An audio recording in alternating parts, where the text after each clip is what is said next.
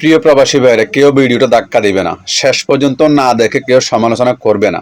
এটা আমরা প্রবাসীদের অস্তিত্বের লড়াই। দেখো কে কতটুকু ভালোবাসে, কে কতটুকু স্মরণ রাখে আমরা প্রবাসীদেরকে। দেখো ভিডিওটা প্রথমে জনাব তারেক রহমান সাহেবের, দেখো শুনো। প্রবাসীদের মধ্যে একদল সাহসী মুখ প্রবাস থেকেই জনগণের সামনে হাসিনার দুঃশাসনের ইতিবৃত্ত তুলে ধরে গণ আন্দোলনে সামিল থেকেছেন। প্রবাসে থেকেই হাসিনা পতনের আন্দোলনের সঙ্গে একত্বতা প্রকাশ করতে গিয়ে কোনো কোনো প্রবাসী বাংলাদেশিকে প্রবাসে জেল জুলুম সইতে হয়েছে বা এখনো হচ্ছে। প্রবাসীদের অবদানকে কৃতজ্ঞতার সঙ্গে স্মরণ করে আমার আহ্বান, ছাত্র জনতার কাঙ্ক্ষিত একটি বৈষম্যহীন গণতান্ত্রিক বাংলাদেশ নির্মাণ অতীতের মতন ভবিষ্যতেও সংশ্লিষ্ট দেশের আইন মেনে সাধ্য মতন আপনারা আপনাদের যার যার অবস্থান থেকে ভূমিকা অব্যাহত রাখবেন। এখন ডক্টর শফিকুর রহমানের কথাগুলো শুনবে, তার আগে একটা মিনিট কথা বলবো। ডক্টর শফিকুর রহমান সাহেব তিনি যে কথাগুলো বলেছেন, গুরুত্বপূর্ণ কথা বলেছেন, ভালো লেগেছে। অবশ্যই দেশের সরকারজীবী লোকদেরকে নিয়ে ভাবা উচিত, এতে করে দুর্নীতি কমবে। কিন্তু এর ভিতরে কি একটা কথাও আমরা প্রবাসীদেরকে নিয়ে বলা উচিত ছিল না? আমাদেরকে ভুলে গেল দেশ ও দেশের মানুষকে আমরা বাঁচাইলাম বিপদ থেকে, আমাদেরকে ভুলে গেল একটা সেকেন্ডের জন্য আমাদেরকে নিয়ে কোনো কথা বলা উচিত ছিল না? দেখো ভিডিওটা।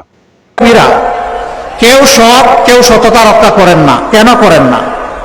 তাদেরকে যে বেতন ভাতা সুবিধা যেগুলো দেওয়া হয় সম্মানের সাথে চলার জন্য, এগুলো অনেক সময় পর্যাপ্ত হয় না।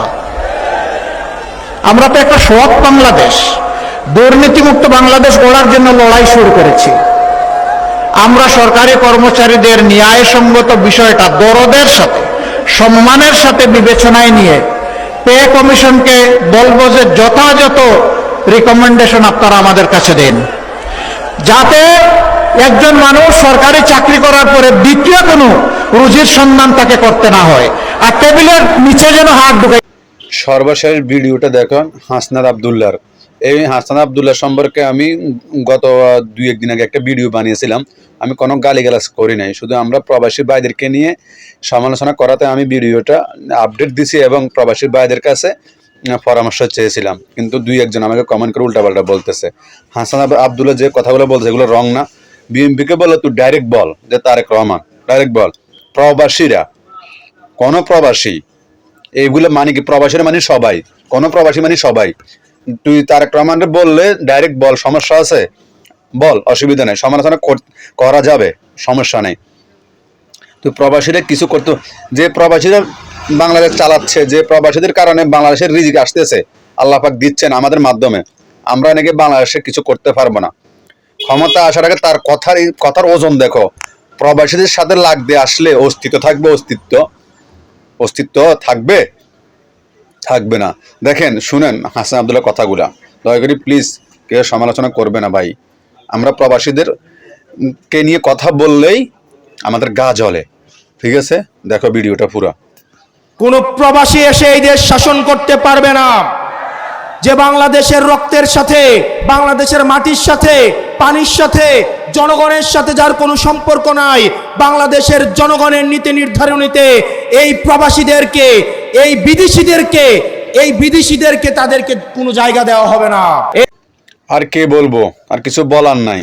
যত আমরা ভালোবাসা দিই দেশ ও দেশের মানুষকে, অবশেষে আমরা দেশের মানুষের কাছে, রাজনৈতিক দলের নেতাদের কাছে অবহেলিত। একমাত্র জনাব তারেক রহমান সাহেব প্রবাসীদেরকে নিয়ে অন্তত কিছুটা সময় হলেও ভাবেন। তিনি 17 বছর ধরে দেখতেছি তিনি প্রবাসীদেরকে নিয়ে ভাবেন। দেশে যাওয়ার পর প্রবাসীদেরকে ভুলেন নাই, ঠিক আছে? এটা সবাই মানতে হবে, মানতে বাধ্য। আর সর্বশেষ বলবো, আমরা প্রবাসীদেরকে নিয়ে কোনো কথা বললেই তার ছাড় নাই। সমালোচনা করার আগে একবার চিন্তা করো ভাই।